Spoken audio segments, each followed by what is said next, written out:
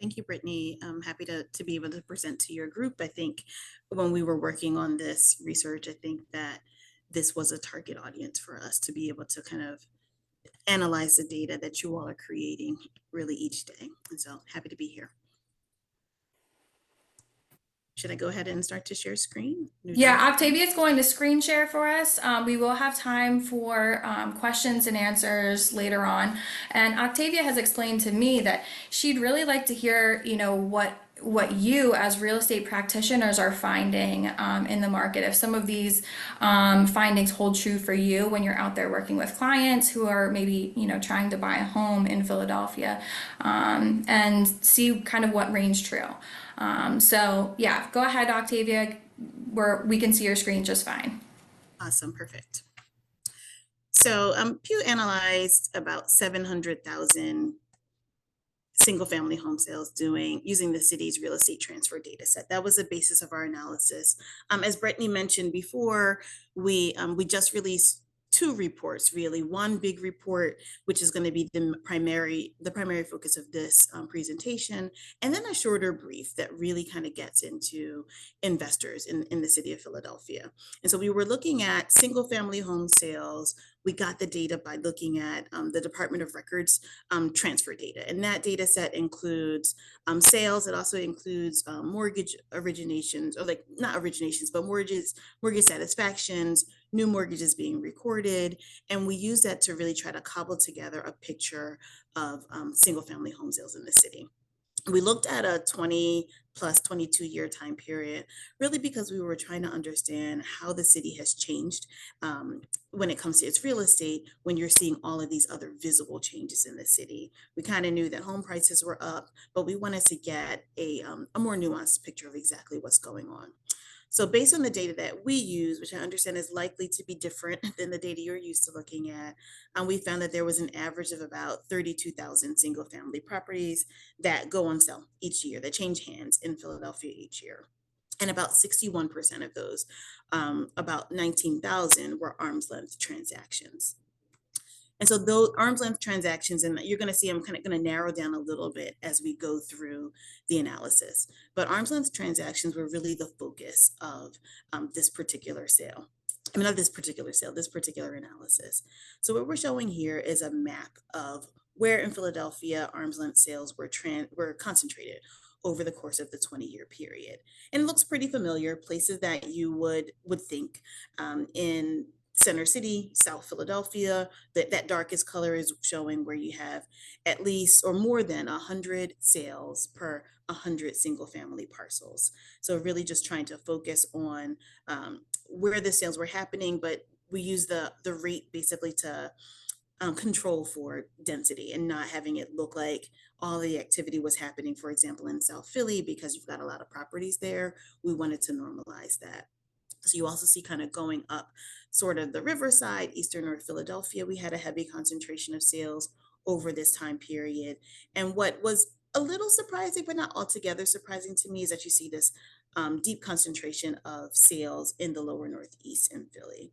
Highlighted in red is Graduate Hospital, and that had those three census tracts. Those the smaller geography that you're seeing are census tracts, but three census tracts in Graduate Hospital, kind of overlapping Graduate Hospital, had the highest rate of sales activity with more than 150 transactions per 100 parcels, meaning that either every parcel sold once and then some, or you had a few properties that were, being flipped, and maybe there are a few that didn't transact, but really a heavy concentration of sales transactions in that part of the city. So here we're looking at the classification of single home sales in the city, and like how did we look at different types of buyers. We divided our analysis into three different groups, and most of the analysis here is going to focus on the traditional home buyer. For our analysis, we called a person a traditional home buyer if they had a name that was corresponding to a natural person. So not a LLC, not a realty in their name or trust in their name, but really trying to get to a name that was like a natural person. Also, if an individual was a natural person or pair or group of natural people that had purchased 3 or more properties in the city, we shifted them out of the traditional home buyer category and into investors. And one other thing to note is that for traditional home buyers, we really were focusing on individuals who were using a mortgage to purchase their home, just because often I think when we're thinking about homeowners or home ownership, that's really the group we're talking about. Although there are individuals who have enough cash to purchase their home outright, they weren't really the focus of this analysis. So a little bit more than half, 53% went to traditional home buyers. Investors were 32% of our buyers, excuse me, in our data analysis, and about 16% were individual cash buyers. So they were people, but they bought, those multiple properties during the time period of our analysis. And we think that some of those are investors, some of those are homeowners, but with the data we use, we're not able to really kind of parse the two. So we're going to focus now on traditional home buyers. And I'm just kind of looking at the prices based on our analysis of the data. And what we found is we're going to see that we're going to focus in on that lowest quartile, the bottom 25th percentile of home sale prices. In Philly, the top of that range was 198,000, and we're calling these entry-level buyers. So the median price that an entry-level buyer was paying in Philadelphia was about 160,000. And when we think about one of the things that we'll get into as we kind of move through the analysis, these numbers are going to be different than what you're typically citing or looking at when you do your work, just because we took the extra step of focusing in on only traditional buyers. When we look at, and I'll get to this a little later, but when we include investors in our analysis, these ranges will be completely different. So our median home price for Philadelphia, based on our analysis of the data of traditional buyers, was 265,000. But really, we're going to focus in on that lowest quartile, the entry-level buyer. One of the things that I want to kind of highlight when you're thinking about home price change, what we did was really break out the highest price homes in the city and the lowest price homes in the city to try to explain why the median price in the city went up so much. So we found that the median price for traditional buyers rose from about 99,000 in 2000, and we adjusted all of our numbers for inflation to about 265. So about an increase of 168%. And to understand that, like I said, we broke them out. So we looked at the least expensive homes in the city, those costing $100,000 or less. And we found that in 2000, 52%, more than half, were being sold for a price point of 100,000 or less. And that shares, you'll see like in the blue line in the graphic here, dropped all the way down to 3% by 2021. On the flip side, we looked at homes with a price of $400,000 or more. And back in 2000, that was only 3% of all homes sold in the city. By 2021, the number had risen to 23%. So you're seeing a big change in the distribution of the types of homes and the price point of homes being sold to traditional buyers in the city. This map is here, showing us where you could find entry-level homes in the city. So that bottom quartile, 25%. Just kind of to reiterate, our goal with focusing on these traditional buyers and entry-level traditional buyers was to really approximate and like get a realistic idea of like, what does it take to get in the door here in Philly? What's the price point at which a buyer could reasonably expect to be able to enter the city's market and buy a home? And so we found that over the course of our analysis period, entry-level homes were most prevalent in the lower Northeast and in upper North Philadelphia. That's shown again here in the darkest shade is where you have the greatest concentration. You'll see that the numerator is a lot different than the first map that I showed you. So you're talking about in the darkest shade, 20 out of every 100 homes that were sold in that, 20 out of 100 parcels were sold as entry-level purchases in those parts of the city. And in the lighter shade, you see like, places like Alney and Logan, or Alney's kind of on the bridge there, but Logan and your Winfield, you have places where you can get entry-level homes, but not to the same degree as you could in the lower Northeast. The map on the right is a lot more complicated, and it's really just trying to show how that geography changed over time. So we looked at the first 5 years of our analysis period from 2000 to 2005, and then the last, or I think it's 6 years, the last 6 years of our analysis period from 2016 to 2021. And what we found is that, even though you could generally find entry level homes in the same parts of the city as you could, when you got to looking at like the number of homes that were sold at entry level prices, there were places where there was lots of change. So in that darkest orange shade, those are the places where you saw a decrease in the number of entry level price homes that were being sold. So in Fishtown, parts of Kensington, Juniata Park, you saw a big decrease. South Philly, even parts of Southwest Philly saw a decrease in entry price homes being sold. One thing that was interesting to me is where you saw an increase.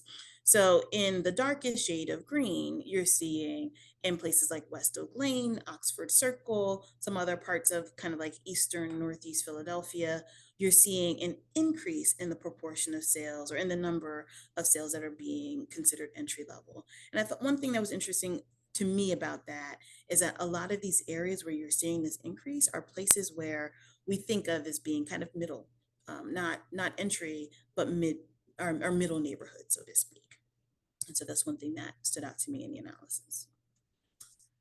One of the things we also wanted to understand is like we knew that home prices were going up, but we also knew that interest rates had been really low for a really long time during our analysis period. So we wanted to understand, you know, how do those two things work together to understand mortgage costs? And what this table is showing you is that back in 2000, and again, we're focused again on entry price homes, you could get an entry price home, a median for $59,000 in the city. By 2021, that figure had jumped to 160, the price I mentioned earlier. That's a 171% increase. But the mortgage payment didn't go up quite as much. So back in 2000, that entry price home would cost a buyer $608 per month. By 2021, it had only gone up, well, it had gone up, but to $944, but nowhere near the rate at which the overall price had gone up because of lower interest rates. So it was about a 55% increase.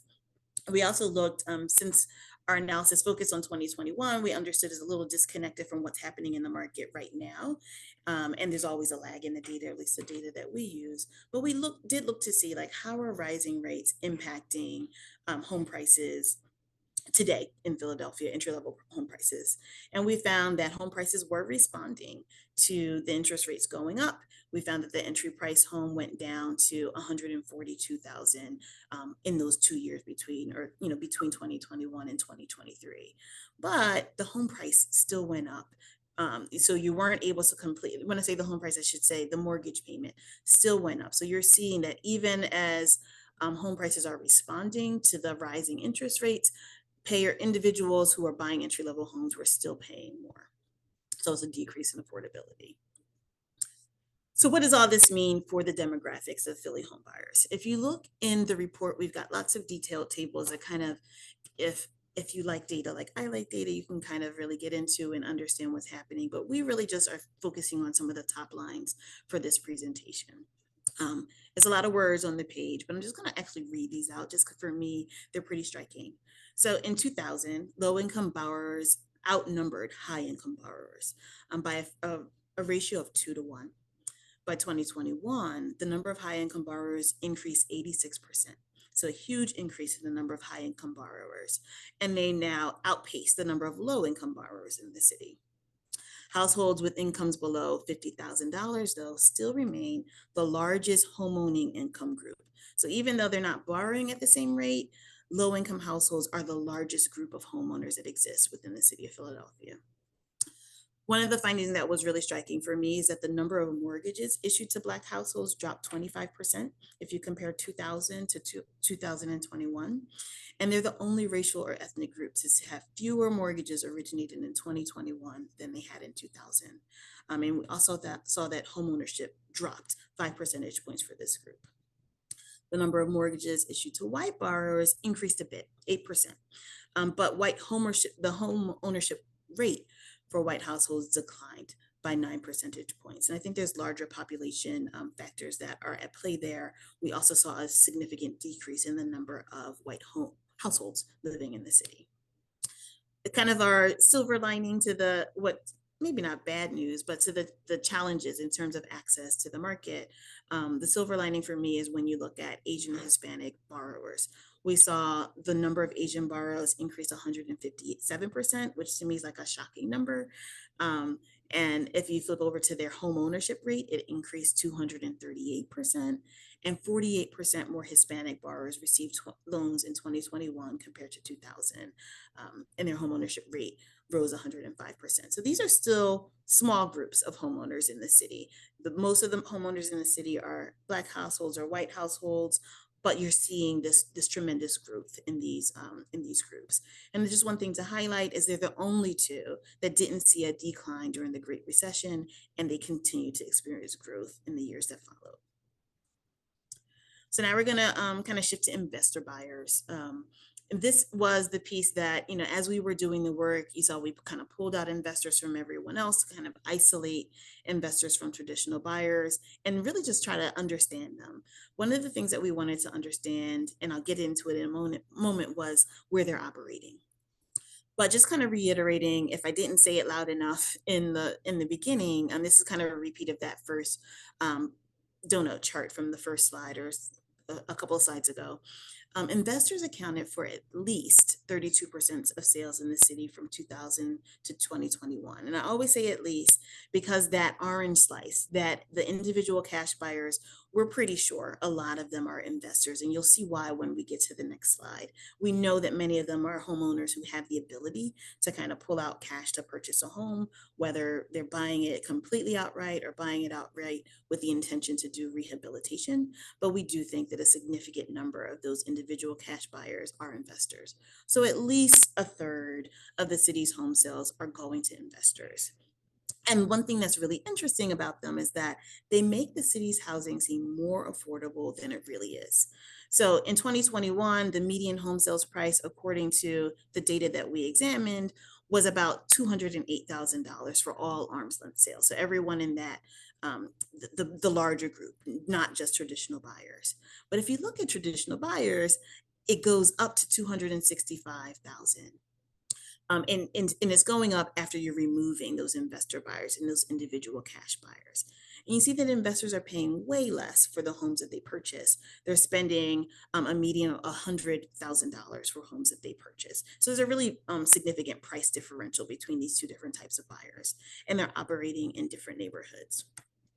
So this map is kind of my favorite map, and I think this is the last slide, and I just kind of chucked it full of information. This is one of my favorite graphics. I found it to be really compelling. And what we did was we looked to see what percentage of homes in a given census tract were being sold to traditional buyers versus investor buyers. So in the first graphic on the left, that is our traditional buyers. And what we see is that in that darkest shade, 60% of the home sales in those tracks were going to traditional buyers. So in Chestnut Hill, Manayunk, the far northeast, parts of Center City, parts of South Philly, all those really darkly shaded census tracks are largely going to traditional buyers, individuals using a mortgage to buy a home. They've only purchased one or two homes during this 20-year time span. On the flip side, and one thing that strikes, I don't know if it's as obvious to you as it is to me because I love making maps, so I'm always looking at them. But these maps are the inverse of one another. And what you see is that investor purchasers are really concentrated in North Philadelphia, West Philadelphia, kind of getting down into Southwest Philadelphia. And there in those parts of the city, investors are purchasing 60% or more of the properties that are being sold, single family properties that are being sold in those parts of the city. And so one thing I want to highlight, even though you see these concentrations in this kind of inverse map, there are no census tracts in the city where investors are not operating. And there's none where traditional home buyers didn't buy a home using a mortgage. So really, it's not to say that in North Philadelphia, it's only investors. It's just that that's where they're the most concentrated. We look to really try to understand, like, what is this price point? So as I mentioned before, the median home price for investors in 2021 was $100,000. And we found that across all buyers, across all arm's length sales, 22% of all sales were purchased for $100,000 or less. And like 9 out of 10, 93% of those went to investors or cash buyers. So when you're thinking about the least expensive housing stock in the city is really going to the city's investors. And then thinking about like the transfer of property from ownership to investors, whether it comes back to be homeowner property later, or if it stays as something else, if they become rental properties or something different. What we found is that 40% of homes sold by people. So like all the other numbers I've said to you before were really all arm's length sales. This statistic is really focusing on individuals that are selling homes, not other investors. 40% of them went to investors and cash buyers. 72% in those darkly shaded areas in North and West and Southwest Philadelphia, 72% of individuals sold their properties to investors or cash buyers. And one thing to note is that more homes were sold to investors from individual homeowners during the course of our analysis period than the other way around. So that's 130,000 properties out of the hands of homeowners, and only 57,000 homes into the hands of new homeowners over the course of this time period. So really, you're seeing a flow away from homeownership during the analysis period that we studied. And I think that that is my last slide. I'm going to go ahead and stop sharing just so I can see you guys, but I can pull it back up if you guys want to ask about any specific slides.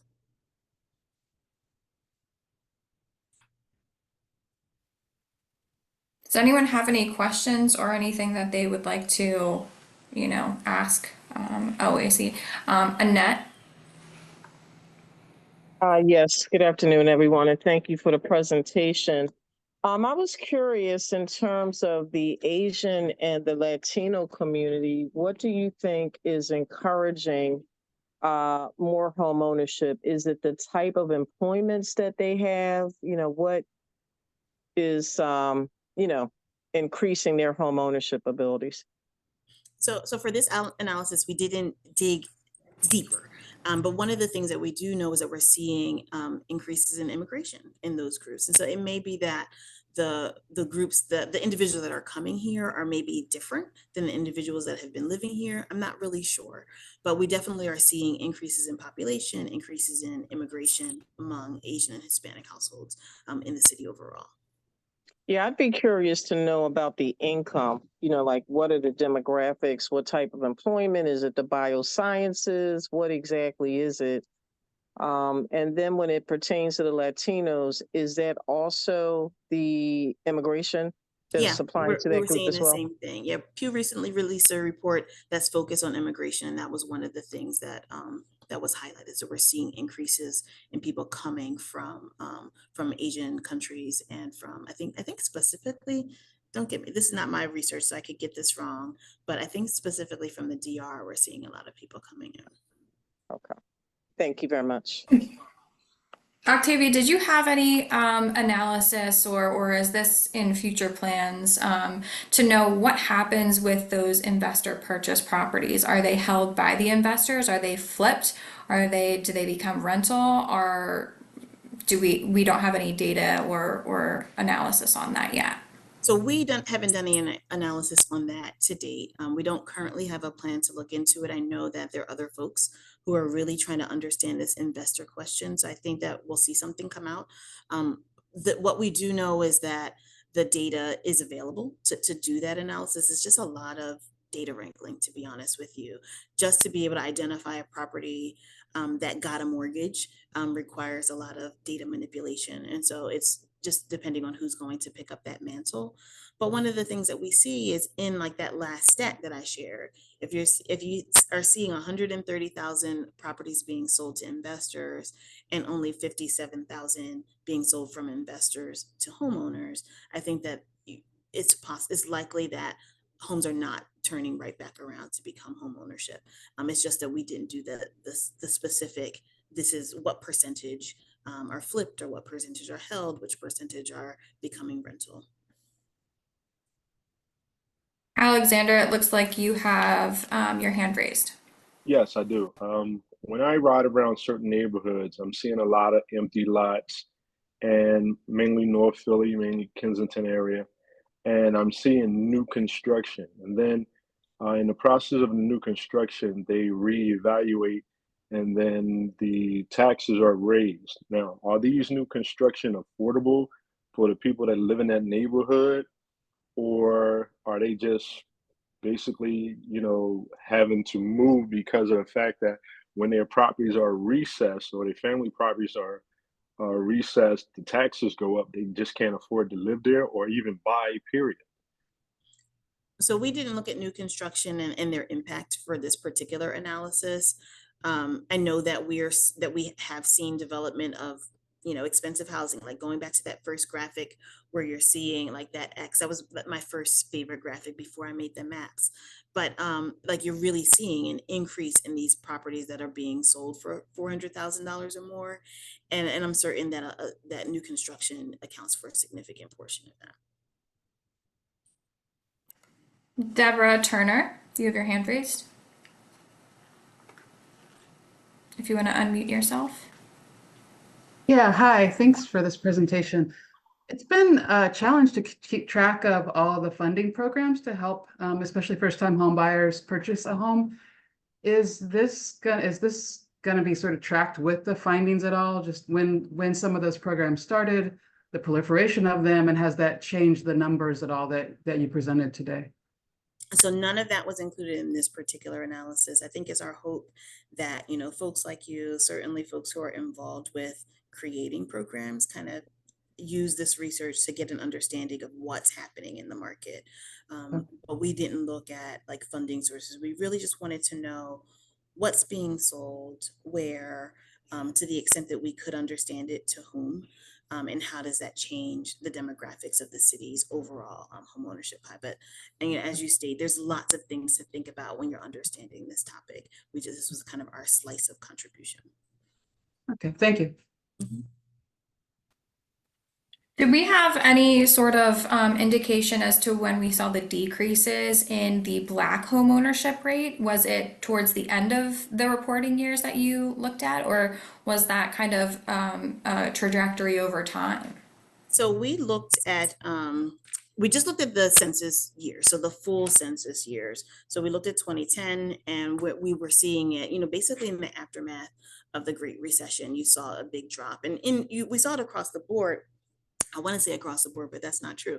We saw decreases in homeownership for Black and white households. As I stated before, Asian households, Hispanic households were growing during that time in terms of homeowners, I should say. So we were seeing it in 2010.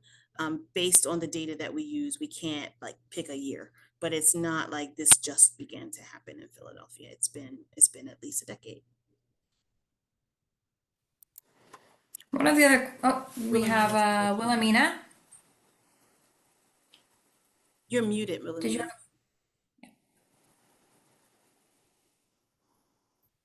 Nope, I think you have to unmute yourself.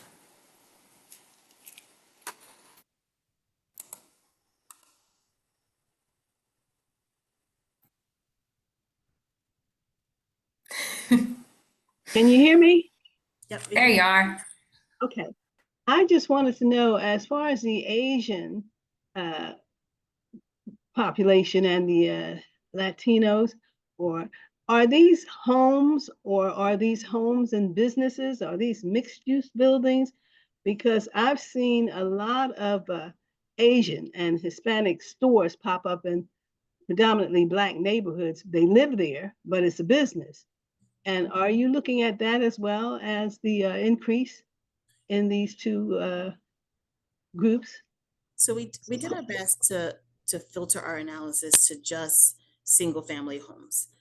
It's like I said, there's a lot of kind of data marriage, like marrying like the city's OPA data with these sales records. And so we tried to eliminate vacant parcels, vacant properties. We tried to eliminate mixed use buildings, and we even tried to eliminate homes that we knew were converted to apartments. And so the goal here was to really, as much as possible, focus on homes, whether they were going to investors or to individuals. We really wanted to focus on homes. So I don't think that what we're seeing is a result of, individuals buying properties for, their store and they're living above, Okay. largely because that's not the data that we focused on. I will say that for the HMDA data, which it was slightly different, we don't have as much information about the property structures, but we did focus on single family home sales. But I think it's a broader impact.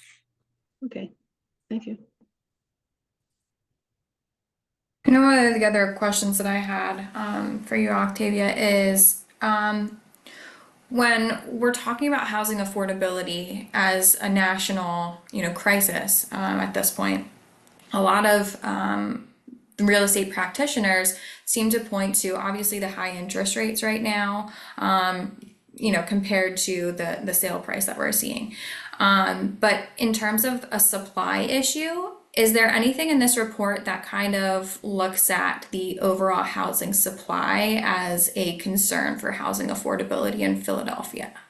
Not in this report. Our work in DC is really trying to understand housing supply and its impact on affordability. And we generally know that the more housing that is available, the lower prices will be. I think for me, when I think about this work from a supply perspective, I think about what appears to be a dwindling supply of homes that are going to homeowners because we're shifting who the ownership is. And so I think that's the pipeline that I'm really curious about. I think the ways that realtors would think about supplies, like how many are actively for sale today, that was not something that's factored into this analysis. It's really more like kind of the global supply. How many housing units are there? And is that something that we think is changing? And I think just looking at the investors map, it's a question mark for me. But are we going to see a decrease in homeownership opportunity, or are we going to continue to see a decrease in homeownership opportunity if properties in those parts of the city are continuously directed or just targeted? And I don't want to even use the word targeted negatively, just because, as we mentioned before, a lot of properties need home repairs, right? And so investors, they have a place in the market, but if properties are going from homeowners to investors, and I think that does have an impact overall in the long term on supply. Cecile, you have your hand raised if you want to unmute. Okay, I'm unmuted, and I wanted to know if the trends that we're seeing based on the demographics, Black, whites, Hispanic, does it seem like we're kind of the same as the rest of the country or drastically different? So we didn't look at this one in comparison to other places. What I can tell you is that Philadelphia has for a long time had one of the highest rates of homeownership among Black households compared to cities of our size, like the 50 largest cities of our size. So we've done well in that area for a really long time. But we're seeing a decrease in borrowing. We're seeing a decrease in homeownership among that group. So it's like we're doing well. So to compare us to other places, I think you wouldn't, if you did a demographic analysis, you wouldn't likely flag Philadelphia for having low homeownership among Black households. It's really just that over time where we stand out. And similarly, if you think about incomes, I can't really say for sure how we compare on homeownership levels among Hispanic and Asian households. I think it has a lot to do with just their size in the population, but I think that's not something that we went into for this particular analysis. Thank you. All right, so we have a question in the chat. How does the unemployment rate contribute to the lack of home ownership, since rates are currently slightly under 7%, certainly lower than my first home, which the interest rates were 16 to 18%. So, I mean, obviously, if you don't have income coming in, it's going to be harder to buy a home. I think for me, one of the things that stood out to me, and like I kind of try to make a point of saying it to myself and when I'm in these audiences, is that, low income individuals, potentially individuals who don't have employment, still represent the largest block of homeowners in the city. And so probably less in your wheelhouses, but thinking about how do we preserve, what are the things that we need to think about for keeping the existing homeowners that we have, because I think just rising prices alone will make it difficult for individuals who are homeowners or who have traditionally been able to become homeowners in the city to be able to continue to have that access. So certainly unemployment will impact it. We did not do an analysis of how the unemployment rate intersects with affordability or intersects with, the prices of homes. But not having an income is just going to make it hard or impossible to buy. Charlotte. Hi, how are you? My question is, did you guys look into why Black home ownership in Philadelphia County is being reduced? Do you know whether it is due to probate issues, people dying without a will and things like that?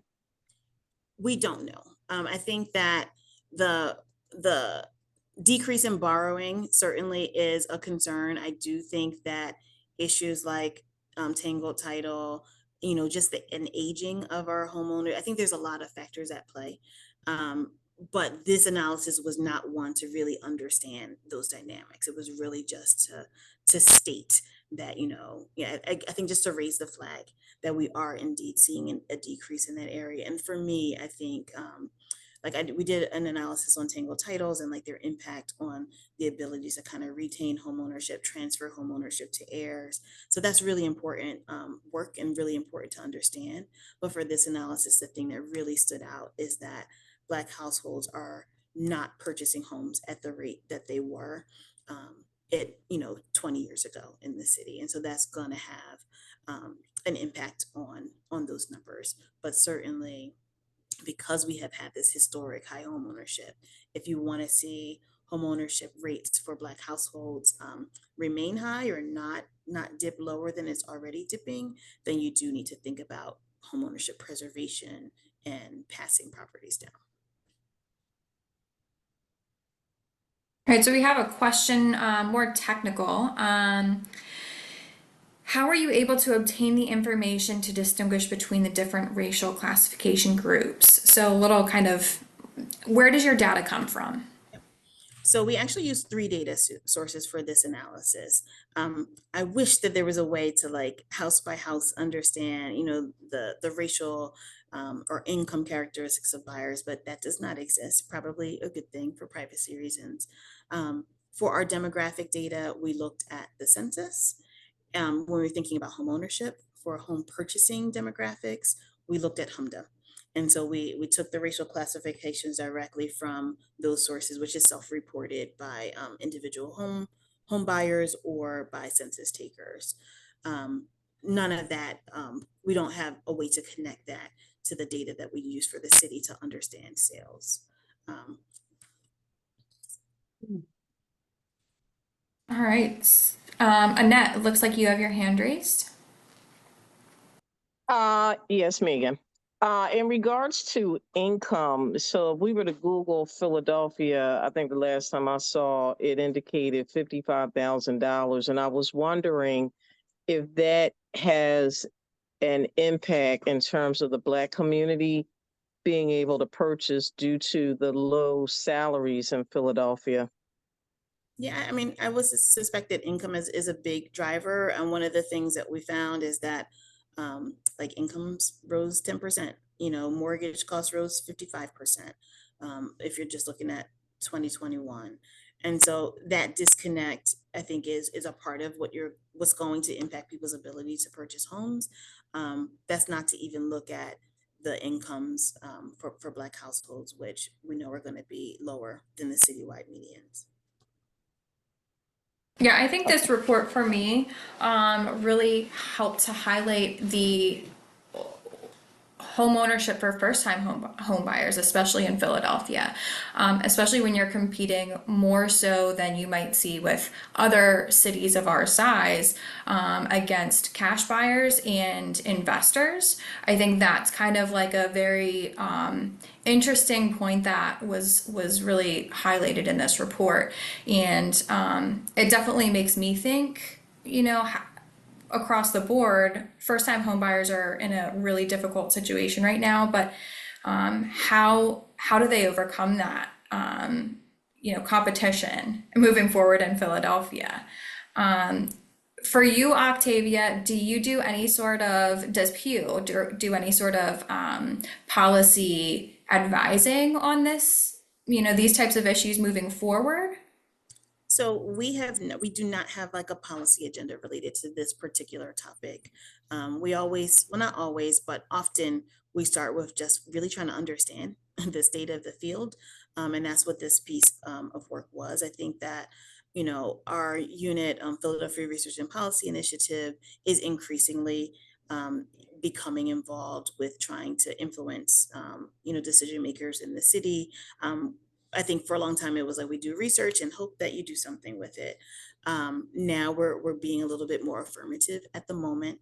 There's not a this is what we want to do with this particular data. I think a lot of it will depend on the appetite. I think one thing that's tricky with something like home sales is like you're really talking about private actors. Like what is the intervention point for the local government? What's appropriate?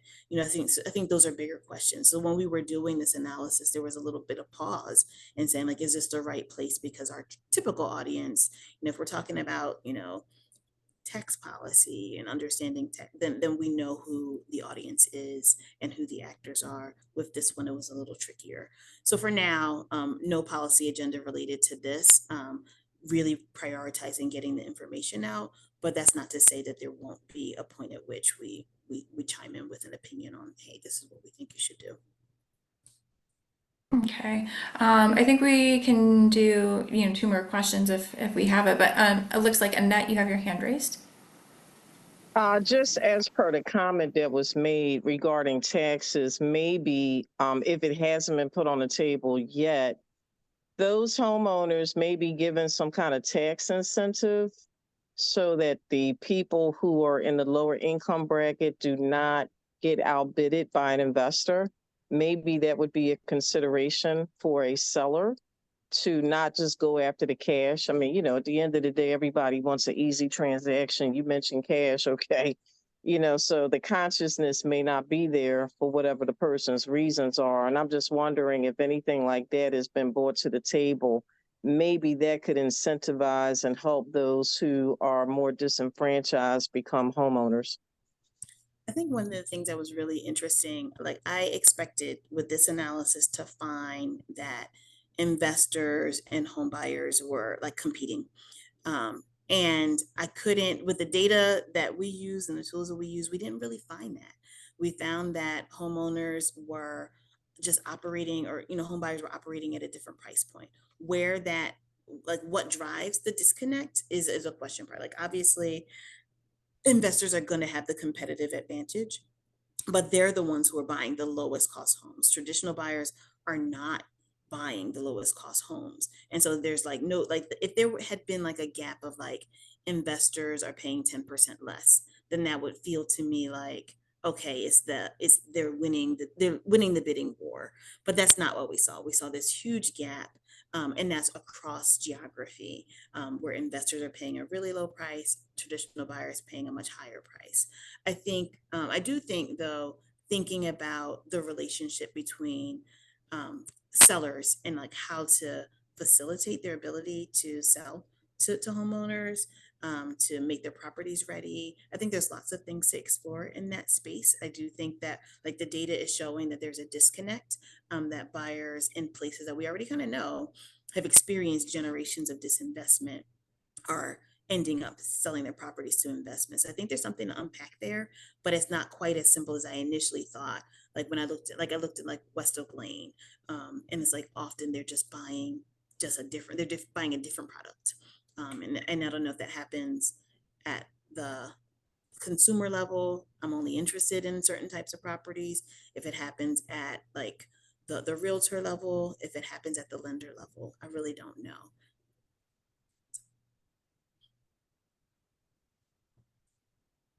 You're muted, Brittany. Oh, Deborah, if you want to unmute yourself, you can go ahead and ask your question. Thanks. Yeah, thanks for this presentation. It was really interesting. And Pew is a research organization and you work with data and making a difference with it. I just wonder going forward, what questions came out of this data? And, you've talked about some of them, but also where else besides GPAR have you presented this data?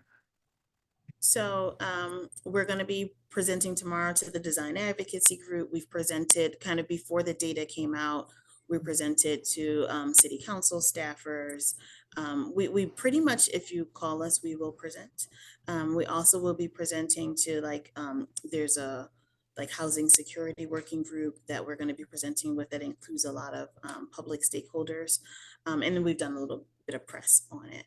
I feel like I lost your first question asking the second. Oh, thanks. I just wonder what new questions or what new research is going to come out of this study. So we haven't decided on new research. We had this really long laundry list of research products that we wanted to do related to housing. And this was kind of like our last big one before we kind of step back and say, okay, what's next? Whether it's more research or if it's policy direction or if we've contributed and let's take a backseat and watch others. We haven't decided any of that yet. But lots of questions arise for me, and you guys have mentioned some of them, what happens after an investor purchases a property? How do we think about transferring properties from homeowners to homeowners? Is that important? Is that important in some areas more than others? Understanding the demographics, like for me, but I'm a researcher, so every piece of research is going to add new questions for me. So there's lots of things that we're curious about, but we haven't made any commitments to pursuing the next thing just because we are in a period of take a beat. Look back, how are these things connected? We talked a little bit about tangled title here. What are the types of interventions that could be helpful? Okay, thank you. Okay. And then the last question we'll take is Natalie. If you want to unmute yourself.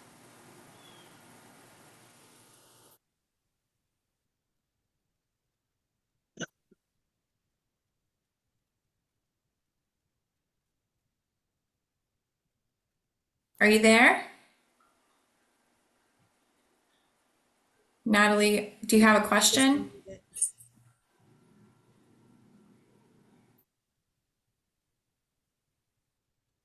Oh. Maybe if you're able to type your question into the chat, Natalie, we can't hear you right now.